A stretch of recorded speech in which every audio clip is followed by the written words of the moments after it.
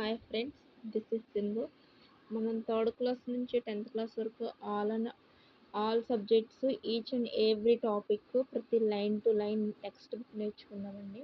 అందులో third class Telugu first lesson. ఇందులో 9 lessons ఉన్నాయన్నమాట. ఈ 9 లెసన్స్లో టెట్కి సంబంధించింది ఈ యొక్క టేబుల్ని నేర్చుకుంటే సరిపోతుంది. టెట్కి సంబంధించింది ఇప్పుడు మనం ఫస్ట్ లెసన్ ఈ టేబుల్ నేర్చుకున్నాం. ఫస్ట్ లెసన్ నుంచి 9th లెసన్స్ వరకు. ఫస్ట్ లెసన్ తెలుగు తల్లి. ఇది సంసిద్ధత పాఠం. ఇతివృత్తం, దేశభక్తి, గేయం, ప్రక్రియ, మర్యాద చేద్దాం. ఇది కూడా సంసిద్ధత పాఠమేనండి. ఫస్ట్ 2 లెసన్స్ అనేవి third class, fourth class, fifth క్లాస్లో ఫస్ట్ 2 లెసన్స్ అనేవి సంసిద్ధత పాఠం. టెక్స్ట్లో వీటి మీద బిట్ కూడా వచ్చే అవకాశం ఉంటుంది. కొంచెం గుర్తుంచుకోవాలి మనం. మర్యాద చేద్దాం. ఇతివృత్తం, హాస్యం, కథ, ప్రక్రియ.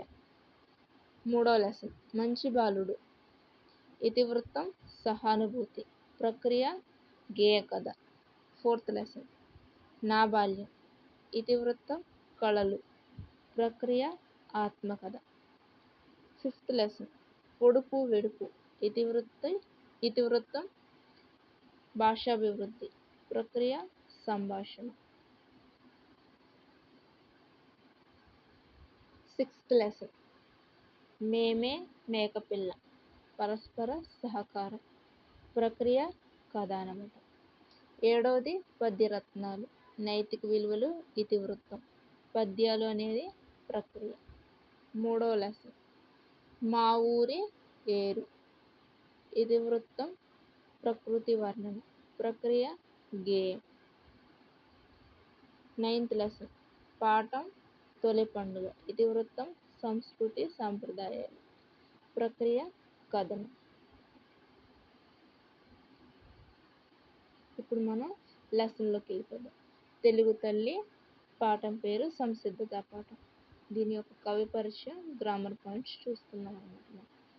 డిఎస్సికి సంబంధించినవి అయితే మనం ప్రతి లైన్ టు లైన్ చదివి అర్థాలు కూడా నేర్చుకోవాలి. పదాలు, అర్థాలు నేర్చుకుని కల్పవల్లి కోరిన కోరికలు తీర్చేది, జాబిల్లి చందమామ, తెనుగు తెలుగు, చంద్రశాల చలువరాతి మేడ, కనవోయి చూడవోయి, రేడు రాజు, అనుంగు ప్రియమైన, సుదూరం చాలా దూరం, చనవోయి వెళ్ళవోయి, నవయుగం కొత్త కాలం, నిర్భయంగా భయం లేకుండా, నిశ్చయంగా నమ్మకంగా, తప్పనిసరిగా. గేయ సారాంశం. కవి పరిచయం చూసుకున్నామండి. మళ్ళీ ఇది మోస్ట్ ఇంపార్టెంట్. దీని కవి ఎవరంటే శ్రీరంగం శ్రీనివాసరావు. మనం ముద్దుగా శ్రీశ్రీ అని పిలుస్తాం. శ్రీశ్రీగా ప్రసిద్ధి చెందిన శ్రీరంగం శ్రీనివాసరావు మహాకవి, అభ్యుదయ యుగకర్త, కథకులు, నాటకకర్త, విమర్శకులు, అనువాదకులు. ఈయన యొక్క రచనలు చూసుకుంటే మహాప్రస్థానం తెలుగు కవిత్వాన్ని ఒక మలుపు తిప్పిన రచన ఇది. తెలుగు కవిత్వాన్ని ఒక మలుపు తిప్పిన రచన ఏంటంటే మహాప్రస్థానం. మరొకటి మరో ప్రస్థానం, ఖడ్గ సృష్టి అనేవి ఈయన యొక్క రచన అన్నమాట. మహాప్రస్థానం అనేది తెలుగు కవిత్వాన్ని ఒక మలుపు తిప్పిన ఒక రచన అన్నమాట. ఈయన రచనలో మరొకటి ఏంటంటే మహాప్రస్థానం, మరొకటి ఖడ్గ సృష్టి. అనంతం అనేది ఈయన యొక్క స్వీయ చరిత్ర అన్నమాట. మళ్ళీ తల్లి భారతి వందనము ఈ మాసపు పాట. ఈయన కవి పరిచయం దాశరథి కృష్ణమాచార్యులు. తల్లి భారతి వందనం లెసన్కి దాశరథి కృష్ణమాచార్యులు అనే కవి. నిజాం నిరంకుశత్వం మీద ధిక్కార స్వరం వినిపించిన కవి. నిజాం రాజరికం నుంచి తెలంగాణ విమోచకులకు మేలుకొలుపు పాడినవారు. పద్యాన్ని పాటని కూడా సమానంగా నిర్వచించిన కవి. బిట్ రావచ్చండి. పద్యాన్ని పాటని కూడా సమానంగా నిర్వచించిన కవి ఎవరు? దాశరథి కృష్ణమాచార్యులు. ఈయన యొక్క రచనలు చూసుకుంటే అగ్నిధార, రుద్రవీణ, మహోంద్రోదయం, తిమిరంతో సమరం. మరొకసారి ఈయన రచనలు అగ్నిధార, రుద్రవీణ, మహోంద్రోదయం, తిమిరంతో సమరం. వీటికి కోడ్స్ పెట్టుకోవచ్చు, కానీ ప్రతిదానికి కోడ్స్ పెట్టుకుంటే మనం ఎగ్జామ్ టైంలో అయితే మర్చిపోయే అవకాశం ఉంది. కనుక మనం ఇలానే నేర్చుకోవడానికి ట్రై చేద్దాం. 1కి 2 సార్లు చూస్తే అదే గుర్తుంటుంది అనమాట. మళ్ళీ ఒకసారి అగ్నిధార, రుద్రవీణ, మహోంద్రోదయం, తిమిరంతో సమరం మొదలైనవి ఈయన రచనలు.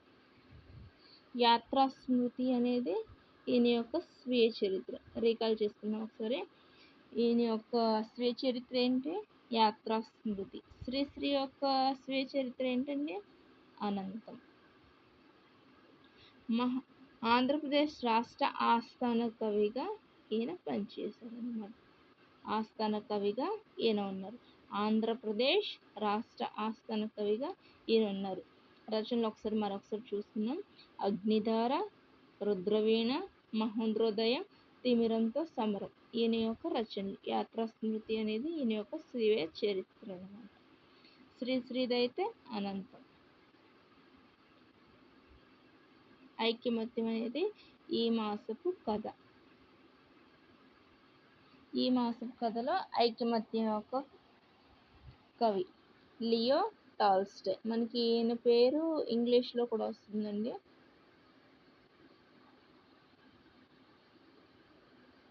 ఈ కథను టాల్స్టాయ్ కథ ఆధారంగా లియో టాల్స్టాయ్ ప్రపంచ ప్రసిద్ధి చెందిన రష్యన్ కథకులు, నవలాకారులు సమరం, శాంతి, అన్నా కేరినినా అనే గొప్ప నవలలు రాశారు. ఇవన్నీ నవలల రచనలు అనేవి మనం జాగ్రత్తగా చూసుకోవాలి. ఈ సమరం, శాంతి, అన్నా కేరినినా అనేది నవలండి. మరొకసారి ఈ కథకు టాల్స్టాయ్ కథ ఆధారం. లియో టాల్స్టాయ్ ప్రపంచ ప్రసిద్ధి చెందిన రష్యన్ కథకులు. ఇది కూడా అడిగే అవకాశం ఉంటుంది. ఏ దేశ కథకులు అంటే రష్యన్ కథకులు అని. నవలాకారులు సమరం, శాంతి, అన్నా కేరినినా వంటి గొప్ప నవలలు ఈయన రచించారన్నమాట. సెకండ్ లెసన్ ఇది సంసిద్ధత పాఠమేనండి, చూసుకోవాలి. మర్యాద చేద్దాం. ఇదంతా మనకు తెలుసు కదా. ఒక పరమానంద శిష్యులు ఉంటారు కదా, వీళ్ళేమో 12 మంది. పరమానందయ్య యొక్క స్నేహితుడు పరమానందయ్య గారిని పెళ్ళికి పిలవడానికి వచ్చినప్పుడు పెళ్ళికి పిలవడానికి వచ్చినప్పుడు ఓయ్ పరమానంద, ఒరే పరమానంద, ఓయ్ పరమానంద, ఒరే పరమానంద అని కేకలు వేసాడని ఆ శిష్యులు ఓయ్ ఒరే అంటాడా అనేసి అనుకుని ఆయన్ని స్తంభానికి కట్టేశారనమాట. స్తంభానికి అందులోనే పరమానందయ్య దంపతులు ఇద్దరు వచ్చి అయ్యో అయ్యో ఇదేం అఘాయిత్యం రా అయిన నా స్నేహితుడా అంటూ పేరయ్య కట్లు విప్పాడనమాట. సమయానికి నువ్వు రాకపోతే చంపేసేవారు పరమా అంటూ పేరయ్య బావురు అన్నాడు. ఇది ఒకసారి చూద్దాం, అర్థాల్లో ఉంటుంది. పదాలు అర్థాలు అనమాట. పండితుడు బాగా చదువుకున్నవాడు, అన్ని తెలిసినవాడు. జనులు ప్రజలు, అమాయకత్వం, తెలియనితనం, పొరుగురు, పక్క ఊరు, దంపతులు, భార్యాభర్తలు, అఘాయిత్యం, చేయకూడని పని, బావురు మను, బోరున ఏడవడం, బిక్కుమొహం, ఏడుపు మొహం, అతిథులు, అనుకోకుండా ఇంటికి వచ్చేవారు, మర్యాద, అగౌరవం, అలికిడి, శబ్దం, కుమ్మరించడం, ఒక్కసారిగా పోయడం, చిత్రహింసలు, నానా బాధలు, బంధించి కట్టివేసి సన్మానించటం, గౌరవించడం, ఘనంగా, గొప్పగా. ఈ మాసపు పాట రేలా రేలా. ఇదొక జానపద గేయం అన్నమాట. రేలా రేలా అనేది ఏ ప్రక్రియ అనేది అడగవచ్చు. ఇది ఒక జానపద గేయం అనమాట. ఇది ఒక జానపద గేయం, గుర్తుంచుకోవాలి. జింక అనేది ఈ మాసపు కథ. జింక అనేది ఏ ప్రక్రియ అనేసి కూడా అడగవచ్చు. ఇది ఏ మాసపు కథ, ఈసప్ కథ. ఇది ఒక ఈసప్ కథ అనమాట. దీన్ని ఈజీగా గుర్తుంచుకోవడానికి ఈజీ నేను ఈజీ అని గుర్తుంచుకోండి. ఈసప్ కథ. జి అంటే జింక, ఈజీ.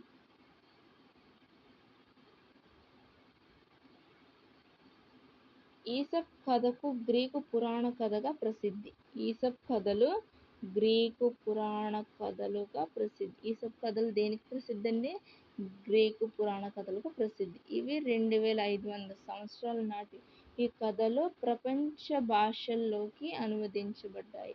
ప్రపంచంలోని ఈ కథలు అన్ని ప్రపంచ భాషల్లోకి అనువదించబడ్డాయి. మంచి బాలుడు 3వ లెసన్. మనం ఓన్లీ గ్రామర్ పాయింట్స్ చెప్పుకున్నాం. కథ పదాలు, అర్థాలు. విధులు, వీధులు, బజారులు. జడిసి, భయపడి. జనులు, ప్రజలు, జనం. త్రోవ, దారి. వడి, వేగం. సాయం, సహాయం. ముదుసలి, ముసలి. జాలి, దయ. కొనిపోవు, తీసుకొని పోవు. మనము, మనస్సు. దుర్బలులు, బలం లేనివారు. మనుజుడు, మనిషి. మనుగడ, జీవనం, జీవితం. పరిచయం. మంచి బాలుడు యొక్క కవి ఆలూరి బైరాగి. 20వ శతాబ్దపు అగ్రశ్రేణి తెలుగు కవుల్లో ఒకరు. ఇది కూడా వచ్చే అవకాశం ఉంటుందండి. 20వ శతాబ్దపు అగ్రశ్రేణి తెలుగు కవుల్లో ఈయన ఒకరు అనేసి ముగ్గురు ఇచ్చి ఈ 4వ పేరుగా ఇతని పేరు ఇవ్వచ్చు. లేకపోతే కానివారు ఎవరు అని కూడా అడగవచ్చు అనమాట. మానవుడు అస్తిత్వ వేదనని కవిత్వంగా వెలువరించారు. చీకటి మేడలు, నూతిలో గొంతికలు, ఆగమగీతి, దివ్యభావం అనేవి ఈయన యొక్క ప్రసిద్ధ రచనలు. మరొకసారి చూద్దాం ఈ రచనలు. చీకటి మేడలు, నూతిలో గొంతికలు, ఆగమగీతి, దివ్యభవనాలు. దీనికి ఒకసారి కోడ్ చెప్పుకోండి. మీకు నచ్చినట్టుగా మీరు పెట్టుకోవచ్చండి. ఇదే ఫాలో అవ్వాలని ఏం లేదు. మీకు నచ్చితే ఇది ఫాలో అవ్వండి. దివ్య ఒకరోజు చీకట్లో వెళ్తుంటే వాళ్ళ నాన్నగారు ఆగమ్మా నూతిలో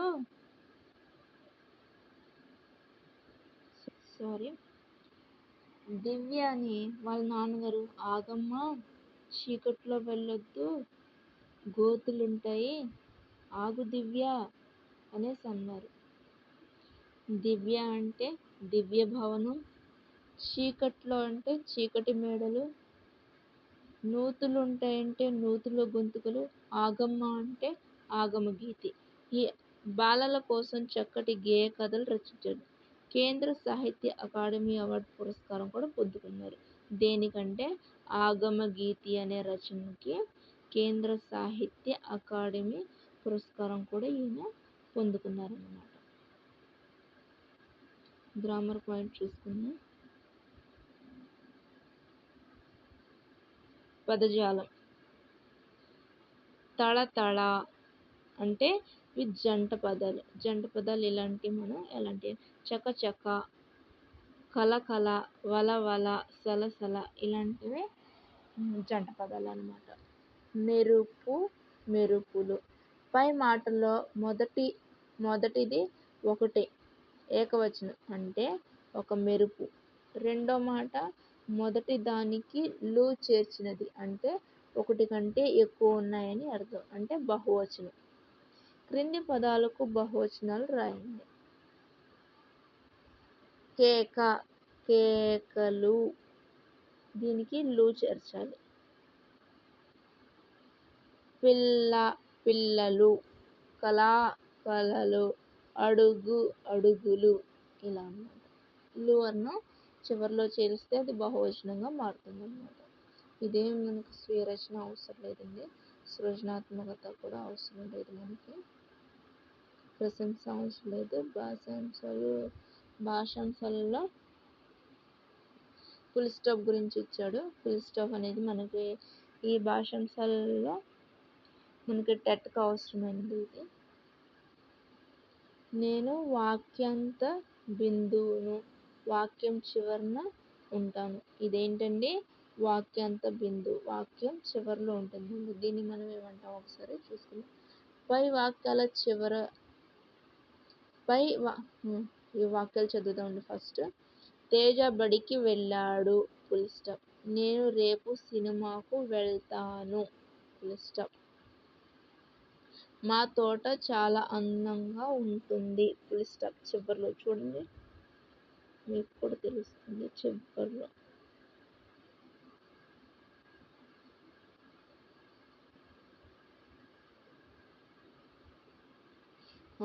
పై వాక్యం చివరిలో చుక్క, ఈ గుర్తు ఉంది కదూ, ఇలా వాక్యం చివరన ఉంచే చుక్కను వాక్యాంత బిందువు, పూర్ణ బిందువు అంటారు. దీన్ని ఆంగ్లంలో ఫుల్ స్టాప్ అంటారు. ఈ పూర్ణ విరామ బిందువు అంటే ఈ వాక్యం అక్కడికి పూర్తి అయింది అని అర్థం. ఒక రకంగా చెప్పాలంటే అక్కడితో వాక్యం పూర్తిగా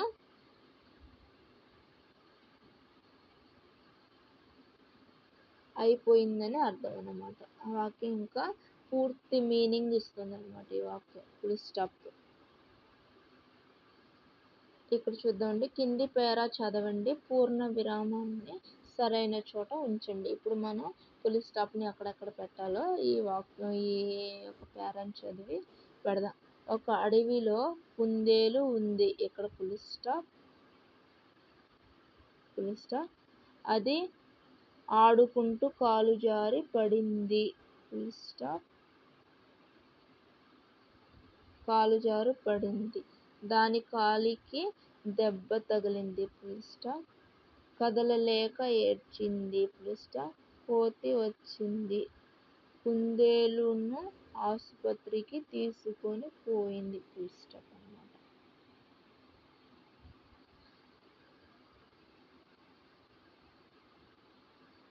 క్రింది వాక్యాలను చదవండి, పదాల మధ్య ఉన్న గుర్తును గమనించండి. ఇది ఒకసారి చూద్దామండి. నేను స్వల్ప విరామ బిందువుని, స్వల్ప విరామం ఇచ్చే చోట ఉంటాను, స్వల్ప విరామం ఇచ్చే చోట ఉంటుందండి ఇది. అదేంటో చూద్దాం ఒకసారి. తోటలో జామ చెట్లు, సపోటా చెట్లు, నారింజ చెట్లు, మామిడి చెట్లున్నాయి. రాము, అంజి, జగ్గు మంచి స్నేహితులు. వీటి మధ్య కామాలు ఉంది, గమనించారా మీరు? ఎక్కడ ఎక్కడ ఎక్కడ ఎక్కడ ఎక్కడ. పై వాక్యాలు చదివేటప్పుడు కొన్ని చోట్ల కొద్దిగా ఆపి చదువుతాం కదా, అట్లా ఆపి చదవడాన్ని స్వల్ప విరామం అంటారు. ఆపి చదవడాన్ని ఇలాంటి బిట్లు పడే అవకాశం కూడా ఉంటుందండి. అట్లా ఆపి చదవడాన్ని స్వల్ప విరామం అంటాం. అట్లా స్వల్ప విరామం ఇచ్చే చోట ఈ గుర్తు ఉంది కదూ, దీన్ని స్వల్ప విరామం అంటారు, ఆంగ్లంలో కామా. ఇదేనండి కామా, సరే చూడండి.